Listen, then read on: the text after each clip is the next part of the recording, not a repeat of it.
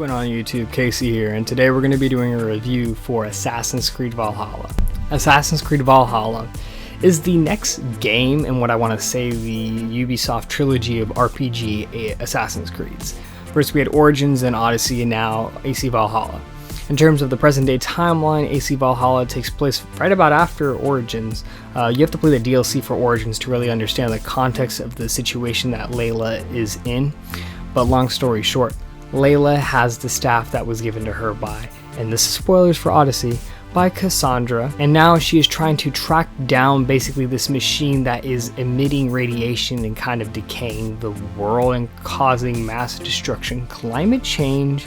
And so this is where it leads Layla teaming up with fellow friends from the first couple of Assassin's Creed games, lends her to investigating the story of Eivor, a Viking who really wasn't an assassin, but a Viking who was associated with assassins during the medieval ages of Norwegian Vikings' conquest over England. So playing as Eivor, you get to pick boy, girl, or letting the animus pick. I highly recommend you let the animus pick. This is the canon storyline, and the ways that the game does choose to switch your if you're a boy or a girl Eivor is crucial to the storyline. So I would highly recommend you let the animus pick, but again, up to you. Over the course of this story, playing as Eivor, you're going to basically go from Norway and set out on a conquest with your brother Sigurd to conquer England, take over, create your settlement, and make a name for yourself in England. During the course of the story, you're going to follow various plot threads that lead you to conquering different territories of England until you are in charge of all of them or have an asset in each one that will lend itself to helping you and allying themselves with you. So really the storyline here is a gigantic game of conquest, and I loved it. The characters that you meet are very interesting, very fun. This feels like the most densely packed Assassin's Creed game in terms of content. There's so much here, and the side quests are very interesting. Side quests in previous Assassin's Creed games, especially most notably Odyssey, felt very cardboardy, set up and stale. In this game, it feels like every side mission had the type of love put into it. It's like a Bethesda game where there's so much lore and so much to do and so much to see, and you want to experience these side quests because they add that much more character development to varying other characters aside from your own, playing as Eivor. In terms of the conquest storylines, I absolutely love it because you'll go to these different subsections of England, and they all feel pretty different, and they're all ruled by different people, and you're helping each one slowly take over. You're slowly taking over England, but you're also kind of liberating England per se, to a degree. And the game intertwines the Assassin's Creed lore more than ever, more than Odyssey did, definitely, an equal amount to Origins as well, so it should feel more at home with people who want more Assassin's lore into these games. It definitely intertwines that more. And as a Viking, as you grow your settlement, you're going to have more options, opportunities, and privileges and skills to explore as well. I mean, really, yeah, the story here was great. In my opinion, for an Assassin's Creed game, this game blows all of them out of the water. The modern day storyline in this game is the best it's ever been. You play through the whole game. There's a twist at the end I found awesome.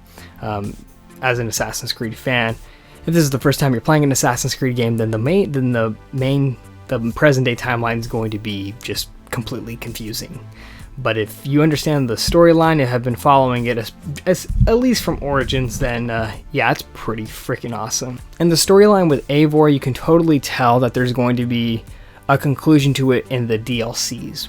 But the storyline we do get with Eivor in this is great. And there's a part of the game that I don't really want to spoil for anybody, but it definitely delves into Norse mythology in a spectacular way, more so than I've seen done with Ubisoft when they explore when they've explored Egyptian or Greek mythology.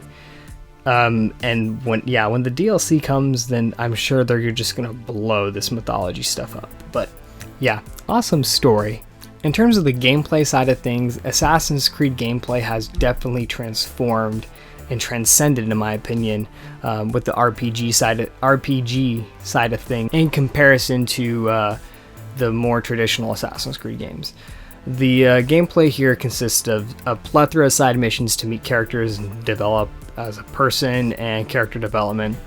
The gameplay loop has to do with conquering and setting out on a mission for conquest across England, which is just a ton of fun, very interesting. You'll spend a few hours in each one, just developing everything. But the leveling system has definitely changed here. So in Odyssey, we had a basic leveling system 1 to 50, and then they updated it and made the level cap higher. But here it's a power level system, so kind of think Dragon Ball Z. So every time you're gonna get a bunch of skill points, and every time you use these skill points on the skill tree, and you acquire a new skill or just upgrade your health or strength and everything. Every time you upgrade one of these, you're going to increase your power level by 1 point. So every time you level up, you get about 2 points. If you complete a main story mission, you get about 4 to 6 points. So before you know it, you're at a power level about 94 or 100, which in Odyssey, that'd be probably the equivalent to like level 20. But here it's a power level system. So by the end of the game, you should be about 200 to 250 power level, whereas in Odyssey, by the end of the game, you should be about a level 40 to 45. So yeah, they kind of changed it. The numbers don't really matter too much. What does is the skill tree. In Odyssey, I loved it because the skill tree was separate from the abilities that you acquire. In this, they're all intertwined. And there's abilities that you won't know that the game has, or just so far off in the skill tree until you just, go through each branching path of the skill tree. And as you know, I'm a stickler for skill trees, and yeah, I'm not really a fan of Valhalla's too much, just because they intertwine the abilities within them. I loved Odyssey's, not a fan of Valhalla's. The level system when it comes to the NPCs and enemies and stuff in each area, I prefer this one so much. In Odyssey, if there was an area that was like for level 5s to 10s and you were a level 50, everybody in that area just jumped to level 50 with you. Whereas in Valhalla, the levels that were if there was an area with lower level people, they stay a lower level. They don't increase in difficulty. And I liked feeling that sense of differentiating powers throughout each region of England. In terms of traversing the world, because of the situation and time frame this takes place in, Vikings didn't have gigantic ships like Cassandra does in Greece. So you have your little boat with a small platoon of fellow Vikings that follow around with you.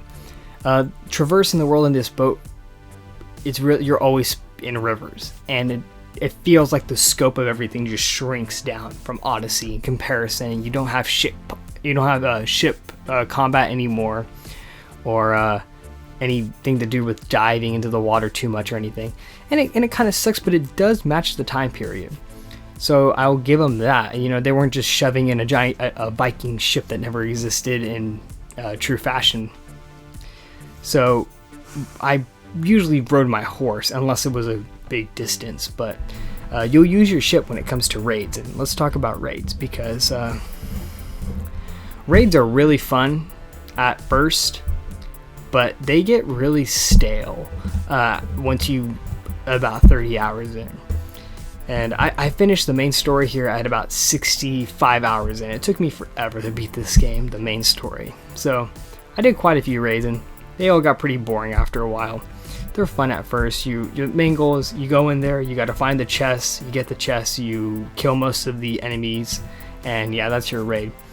But there's just not a lot of presentation to them, or varying dialogue choices with them, or any boss fights, so it's whatever. But the type of raids that you do perform in the main story, like for the climax for each region that you do conquer, those are awesome. I have a ton of fun with those, and I wish there was more elements of the presentation in those and the regular raids that you do throughout the world. There's a plethora of collectibles here that you can get, and there's the little tidbits of things that you can do in the modern day storyline, but yeah, the gameplay here is just, there's so much to do. One of my favorite things was, once again, we have an order kind of bounty hunter system. So from Odyssey, we had the name of it is blanking me, but here we have the Order of the Ancients, and this is the medieval equivalent to the Templars, an early version of them, and you hunt them down. And if you play the main story, you're going to knock out most of the tree, except the main person at the head of it. If you turn your brightness, your brightness of the gamma control up high enough, you can literally see the faces of everyone that's blacked out.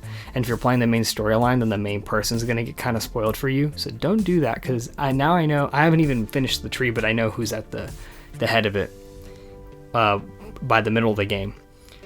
But doing this tree, I really like. It feels, again, you feel like you're an assassin hunting down Templars, even though you're not. And you do have the hidden blade. I forgot to mention that. You have the hidden blade. There's just not a lot of situations where you can use it.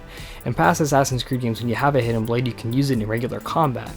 I don't think Origins allowed you to do this either, but I just miss using the hidden blade of fighting against someone with a sword. In this game, your hidden blade comes out from the front.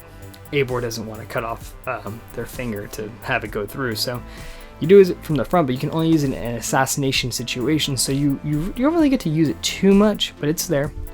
But yeah, I like the Order of the Ancients hunting them down, and then you have like the smaller little sub bosses. There's a bunch of them on the outside of it that you can hunt down as well. They give you clues, and those prove to be a challenge, just fighting them one-on-one. Versus the Order of the Ancients, where you just have to find them and assassinate them. They don't really ever fight back in a meaningful way. The loot system has completely transformed here too. Instead of picking up every piece of armor and weapons, now there's only a certain category of weapons and armor. And so by the end of the game, I only upgraded the armor set that you get at the beginning, and I only unlocked like 3 or 4 other armor sets. So there's not a lot of loot here. They completely changed it. Functionally, I prefer this. Cosmetically, I don't. There's not a lot of customization anymore. But I will say, when you upgrade the armor, they look badass. Like, they look awesome. So I'm gonna give Ubisoft a slack for this one, because they decided to change the loot and armor system for functionality reasons, but then it makes you want to feel like you should go and buy their microtransaction packs for more customization. So I'm a little conflicted on the issue. The combat is the same. You have your abilities, you have your bow and arrow, your main weapons. Now you can dual wield, or you can use one-handed weapons. For me personally, I always use a one-handed weapon, and I alternate that between my bow. Now you have different categories of bows that can change if it's a quick release, or you can hold it and draw it out longer. I love the options there. I never ran into the situation where I could use a two-handed sword, unfortunately, but using the axe was just fine. Combat's fun, it's satisfying, it is super, super brutal, and I love that. So yeah, gameplay is awesome here, it's stellar. And there's just so much to the game's gameplay, I feel like I'm leaving something out, but I think I went over everything I wanted to go over with it. But yeah, gameplay is great. Gameplay is amazing. Graphical presentation, I play this on an Xbox Series X, and when the game sits you up right at the beginning in Norway, it looks incredible. The snow, the music, the ray tracing on the water, the lighting effects, the graphical fidelity, running at 60 FPS. My freaking TV can't handle 120 Hz. It looked incredible. It runs incredible. It's very polished. I love how this game looks. And then when you make it to England, again, it looks incredible. Like this game, I will always catch myself stopping and just looking at the vistas or looking at the little details, the textures, the individual blades of grass, everything. It looks great. I really don't have anything else to say besides the game looks great. And yeah, even when you're riding your boat, you can have your crew members sing you a song or tell you stories, and it adds to that immersion. The sound of the water just sounds so realistic too. Like, yeah, everything about the presentation is great here. When you compare the game's graphical prowess in comparison to like Red Dead Redemption 2, obviously Red Dead Redemption 2 was ahead of its time. But Assassin's Creed Valhalla looks incredible, and there is a staunch difference in its graphics in comparison to when you're playing on the last-gen consoles, or even just comparing it to Assassin's Creed Odyssey. Like, it looks incredible. And with that said, I'm giving this game a 9.5 out of 10. I can tell Ubisoft poured their hearts out into this game, and I can't wait to rank this game in my 2020 Assassin's Creed games ranked video. That's the video. Thank you for watching, and I'll see you guys next time.